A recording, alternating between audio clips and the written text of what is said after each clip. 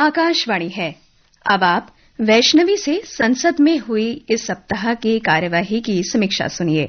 लेखक हैं पीटीआई भाषा के अविनाश। संसद के मॉनसून सत्र का ये चौथा और अंतिम सप्ताह था। इस सप्ताह भी दोनों सदनों में विपक्षी सदस्यों ने नीट प्रश्न पत्र लीक के खिलाफ प्रदर्शन करने वाले छात्रों पर पुलिस कार्रवाई तथा अयोध्या के राम मंदिर चढ़ावा चोरी जैसे मुद्दों को लेकर भारी हंगामा किया। सप्ताह के पहले दिन यानी सोमवार को लोकसभा में विपक्षी सदस्यों ने इन मुद्दों पर गृहमंत्री अमित शाह के बयान की मांग को लेकर हंगामा किया। सदन की कार्यवाही 11 बजे शुरू होते ही विपक्ष के सदस्य हंगामा करने लगे। हंगामे के कारण बैठक 1 मिनट के अंदर ही दोपहर 12 बजे तक स्थगित कर दी गई। सदन की कार्यवाही फिर आरंभ होने पर भी विपक्षी सदस्यों की नारेबाजी जारी रही। हंगामे के बीच ही विधि एवं न्याय मंत्री अर्जुन राम मेघवाल ने न्यायाधिकरण सुधार विधेयक 2026 और कोयला एवं खान मंत्री जी किशन रेड्डी ने खान एवं खनिज विकास एवं विनियमन संशोधन विधेयक 2026 पेश किए। गृह राज्य मंत्री नित्यानंद राय ने केरल नाम परिवर्तन विधेयक 2026 और सहकारिता राज्य मंत्री मुरलीधर मोहोल ने राष्ट्रीय सहकारी विकास निगम संशोधन विधेयक 2026 पेश किए। सदन की बैठक 2 बार के स्थगन के बाद जब दोपहर 2 बजे शुरू हुई तो संसदीय कार्य मंत्री किरेन रिजिजू ने कहा कि सरकार छात्रों के मुद्दे पर सदन में चर्चा के लिए तैयार है और गृहमंत्री अमित शाह विस्तार से जवाब देने को भी तैयार है। इस बीच विधि एवं न्याय मंत्री मेघवाल ने न्यायाधिकरण सुधार विधेयक 2026 को चर्चा एवं पारित करने के लिए पेश किया। उन्होंने कहा कि ये विधेयक न्यायाधिकरणों के अधिकार क्षेत्र बदलने का विधेयक नहीं है। विधेयक का प्रमुख उद्देश्य विभिन्न न्यायाधिकरणों के अध्यक्षों और सदस्यों की नियुक्ति के लिए दक्षता बढ़ाने के साथ स्वतंत्रता, पारदर्शिता और पात्रता संबंधी मानदंडों में एकरूपता सुनिश्चित करना है। सदन ने विपक्ष के हंगामे के बीच ही विधेयक को बिना चर्चा के ध्वनिमत से पारित कर दिया। इसके बाद बैठक दिन भर के लिए स्थगित कर दी गई। उधर राज्यसभा की सुबह 11 बजे बैठक शुरू होने और सरकारी दस्तावेज सदन के पटल पर रखे जाने के बाद विपक्षी सदस्यों ने हंगामा शुरू कर दिया।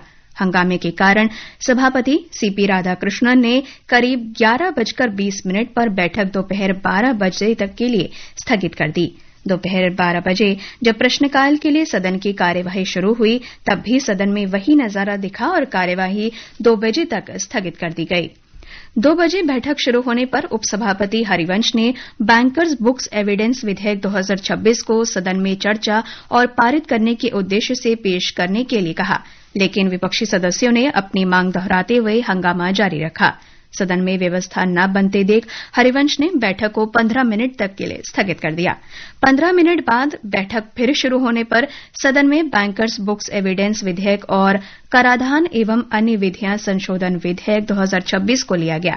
बैंकर्स बुक्स एविडेंस विधेयक 2026 का उद्देश्य अदालतों में डिजिटल और इलेक्ट्रॉनिक बैंकिंग रिकॉर्ड को साक्ष्य के रूप में स्वीकार करने की प्रक्रिया को आधुनिक तथा स्पष्ट बनाना है।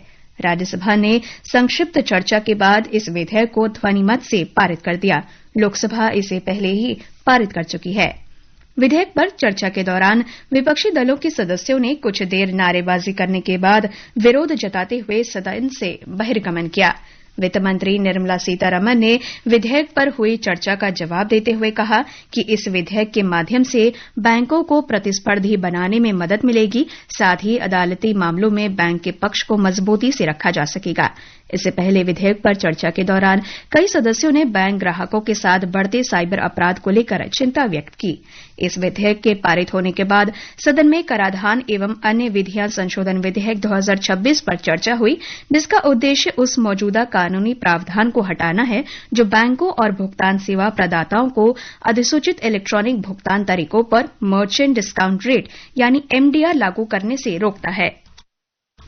चर्चा का जवाब देते हुए वित्त मंत्री ने कहा कि विधेयक में भारत को विशेष रूप से इलेक्ट्रॉनिक क्षेत्र में विनिर्माण केंद्र के रूप में मजबूत करने और वैश्विक कंपनियों को उपकरण, पुर्जे तथा सामग्री लाने के लिए प्रोत्साहित करने का उद्देश्य निहित है। मंत्री के जवाब के बाद कराधान एवं अन्य विधियां संशोधन विधेयक 2026 को ध्वनिमत से लोकसभा को लौटा दिया गया। तत्पश्चात विशेष उल्लेख के जरिए सदस्यों ने लोक महत्व से जुड़े अपने अपने मुद्दे उठाए। मंगलवार को लोकसभा की कार्यवाही 11 बजे शुरू होते ही विपक्षी दलों के सदस्य हंगामा करने लगे। हंगामा देखते ही अध्यक्ष ओम बिड़ला ने कुछ देर बाद ही बैठक दोपहर 2 बजे तक के लिए स्थगित कर दी। एक बार के स्थगन के बाद 2 बजे सदन की बैठक शुरू हुई तो गृह राज्य मंत्री नित्यानंद राय ने केरल नाम परिवर्तन विधेयक 2026 चर्चा एवं पारित करने के लिए पेश किया।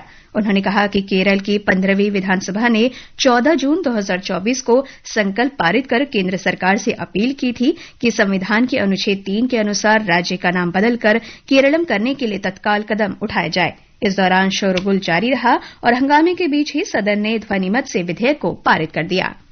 इसके बाद सहकारिता राज्य मंत्री मुरलीधर मोहोल ने राष्ट्रीय सहकारी विकास निगम संशोधन विधेयक 2026 को चर्चा एवं पारित करने के लिए पेश किया।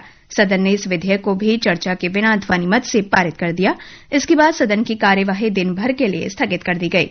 उधर राज्यसभा की बैठक सुबह 11 बजे शुरू होने पर विपक्षी सदस्यों का हंगामा शुरू हो गया और सभापति ने सदन की कार्यवाही दोपहर 12 बजे तक के लिए स्थगित कर दी। जब 12 बजे सदन की कार्यवाही दोबारा शुरू हुई तो सदन में वही नजारा दिखा और सभापति ने सदन की कार्यवाही दोपहर 2 बजे तक के लिए स्थगित कर दी। 2 बजे सदन की बैठक शुरू होने पर विधि एवं न्याय मंत्री अर्जुन राम मेघवाल ने न्यायाधिकरण सुधार विधेयक 2026 को चर्चा एवं पारित करने के लिए पेश किया। इस दौरान विपक्षी सदस्यों का हंगामा जारी रहा। वहीं कुछ देर बाद विपक्ष के कई दलों के सदस्यों ने सदन से बहिर्गमन किया। सदन ने चर्चा के बाद इस विधेयक को मंजूरी प्रदान कर दी और विपक्ष द्वारा पेश संशोधनों को ध्वनिमत से खारिज कर दिया। लोकसभा इस विधेयक को पहले ही पारित कर चुकी है।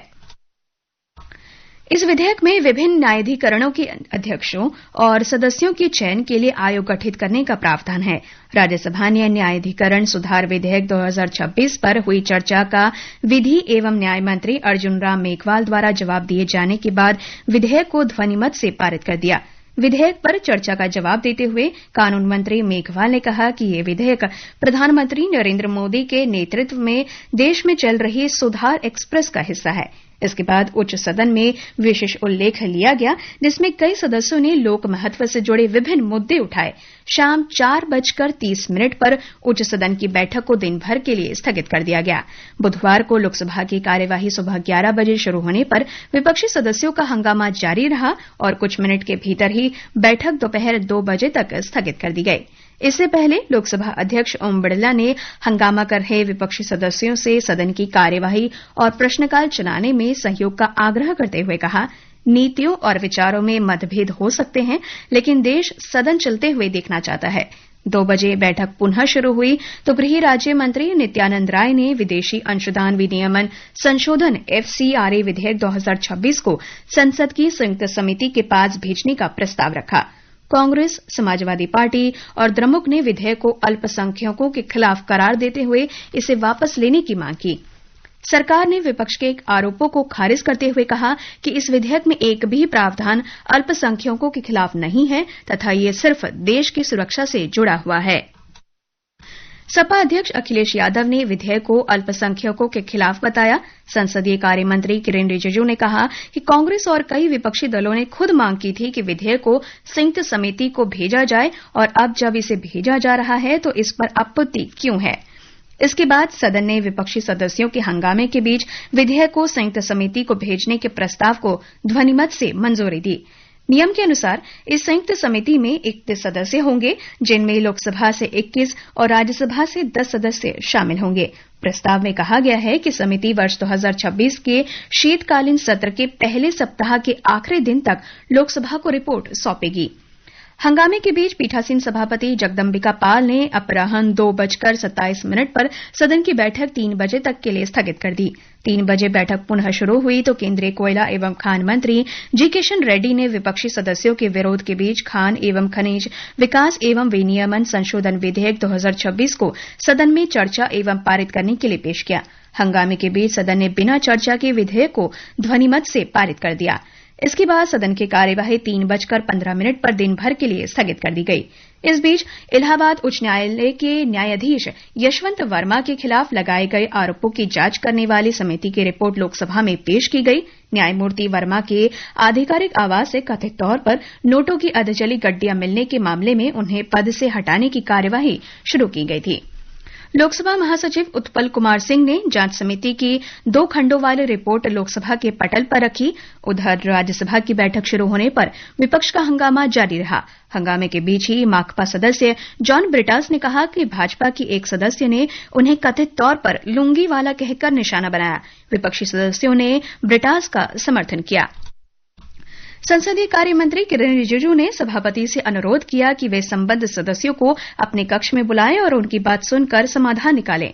सभापति राधाकृष्णन ने सदस्यों को टिप्पणियां करते समय ये बात ध्यान में रखना चाहिए कि किसी की भावनाएं आहत न हो। सभापति ने कहा कि वे संबंधित सांसदों को अपने कक्ष में बुलाकर इस मामले पर चर्चा करेंगे।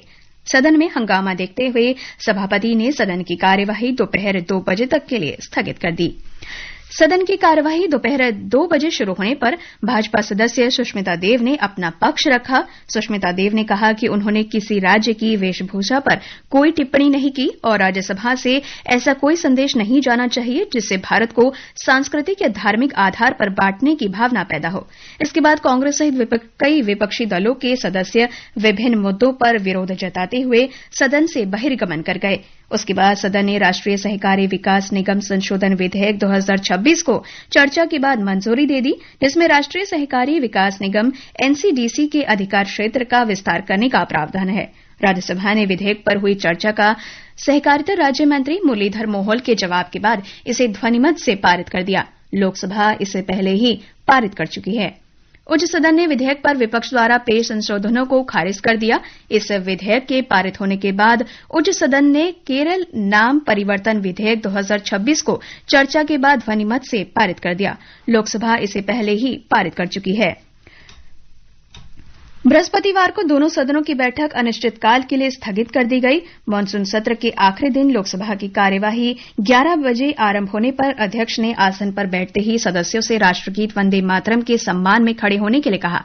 हालांकि सामान्यतः सत्र समाप्ति के मौके पर वंदे मातरम से पहले वे अपने पारंपरिक संबोधन में उस सत्र की कार्य उत्पादकता, उसमें पारित विधेयकों, पूछे गए प्रश्नों आदि का उल्लेख करते हैं।